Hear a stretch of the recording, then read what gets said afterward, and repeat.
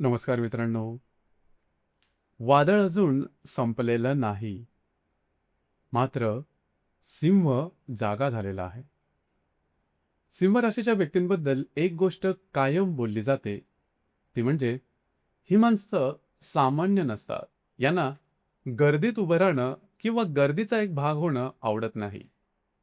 यांना स्वतःचा मार्ग तयार करायला आवडतो. यांच्यामध्ये एक नैसर्गिक तेज असतं, नेतृत्व असतं. लोकांना प्रेरणा देण्याची ताकद असते आणि सर्वात महत्त्वाचं म्हणजे ही माणसं आयुष्यात कितीही अडथळे आले तरी आतून स्वतःला राजा समजणं किंवा स्पेशल समजणं सोडत नाही. पण गेले साधारण वर्षभर तुमच्यापैकी अनेक सिंह राशीच्या व्यक्तींना असं वाटलं असेल की जणू काही आयुष्याने तुमच्या प्रत्येक पावलांवर अडथळे ठेवलेले आहेत. अष्टमातून चाललेलं गुरुचं भ्रमण, ज्याला अनेक वेळेला अष्टमातून चाललेलं शनीचं भ्रमण, ज्याला अनेक वेळेला आपण शनीची लघु साडेसाती असं म्हणतो आणि साडेसातीप्रमाणेच ते परिणामही देतं. त्याचे अनुभव गेले वर्षभर तुम्ही घेतलेले असते.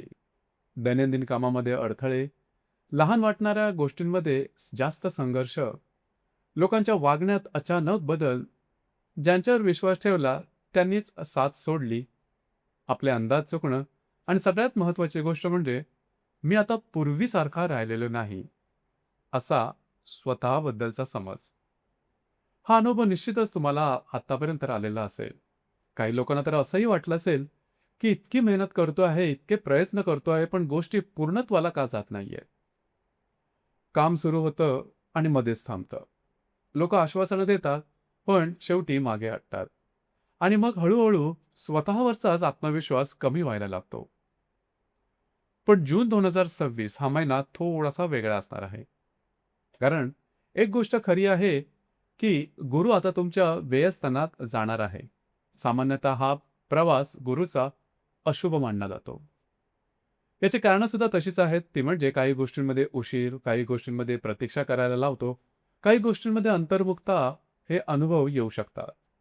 पण इथे मात्र एक गोष्ट लक्षात घ्या, जिथे मोठे सर्व ग्रह विरोधात गेलेले आहेत, तिथे पत्रिकेमध्ये काही ना काहीतरी गोष्टी आपल्याला उचलून निश्चितच धरतात. आणि जून महिन्यामध्ये तुम्हाला उचलून धरणारे ग्रह म्हणजे तुमच्या राशीचा राजयोगकारक ग्रह मंगळ आणि तुमच्या राशीचा स्वामी सूर्य. मंगळ भाग्य आणि दशमान स्थानात भ्रमण करणार आहे, की जो तुम्हाला ऊर्जा देईल. आणि सूर्य दशमांनी लाभ स्थानामध्ये भ्रमण करणार आहे, की जो तुम्हाला तेज देणार आहे. म्हणूनच मोठे ग्रह जरी तुमची परीक्षा घेत असतील तरी तुमच्या हातात अजूनही एक मोठं अस्त्र आहे. तो म्हणजे तुमचा स्वभाव, तुमचं व्यक्तिमत्व, तुमची विचार प्रवृत्ती, तुमची जिद्द आणि तुमचं काम, हेच सगळ्यात मोठं अस्त्र असणार आहे. आरोग्याच्या संदर्भात सांगायचं झालं तर या महिन्यामध्ये तुमच्यासाठी आश्चर्यकारक असा प्रकारचा अनुभव असणार आहे. कारण मानसिक आणि शारीरिक पातळीवर तुम्ही स्वतःमध्ये जाणवण्या इतपत बदल अनुभवू शकाल. तुम्ही जास्त प्रमाणात ऍक्टिव्ह असणार आहात, विशेषतः कामाच्या बाबतीत. तुम्ही एकाच जागी स्थिर बसणार नाही.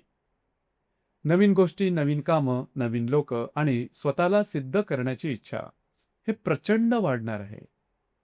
तुमच्यातला नेता परत दिसायला लागणार आहे आणि लोक तुमच्याकडे फक्त काम करणारा व्यक्ती म्हणून नाही, तर दिशा देणारी व्यक्ती म्हणून पाहणार आहे.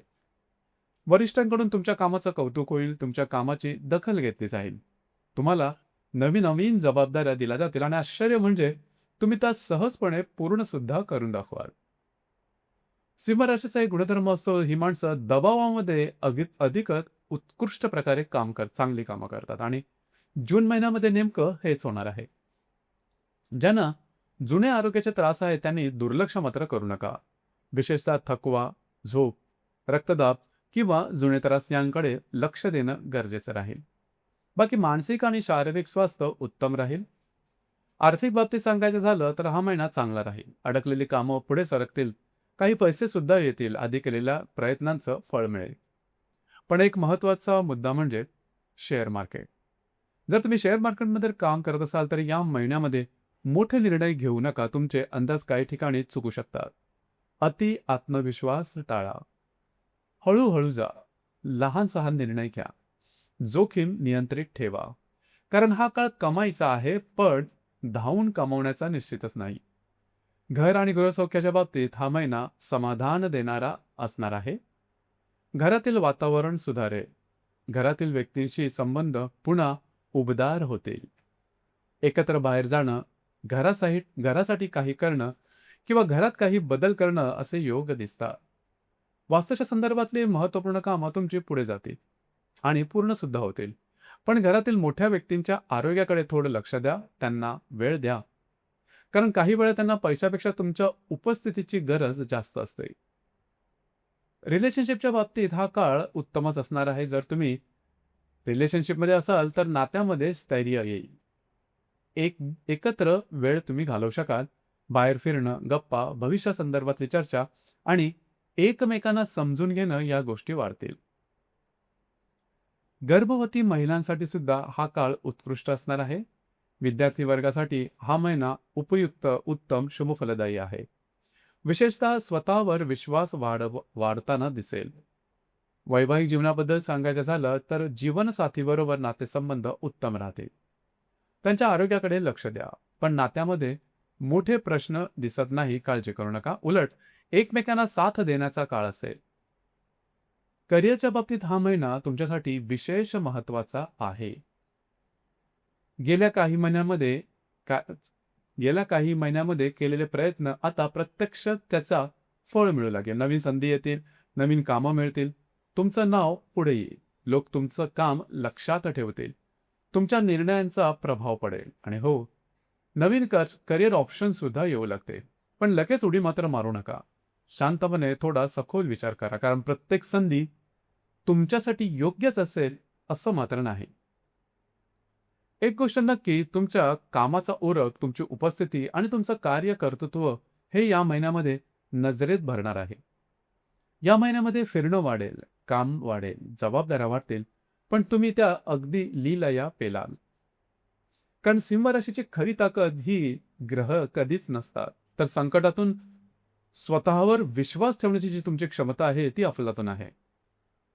या महिन्याच्या दिनांक 15 आणि 29 तारखेच्या आसपास मात्र मोठे निर्णय, कमिटमेंट, महत्वाचे व्यवहार यामध्ये थोडीशी काळजी घ्या.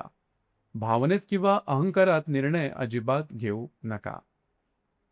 बाकी जून 2026 हा महिना सिंह राशीसाठी अंतिम विजयाचा नाही, पण पुन्हा एकदा स्वतःचा आवाज, स्वतःचा आत्मविश्वास शोधण्याचा महिना आहे.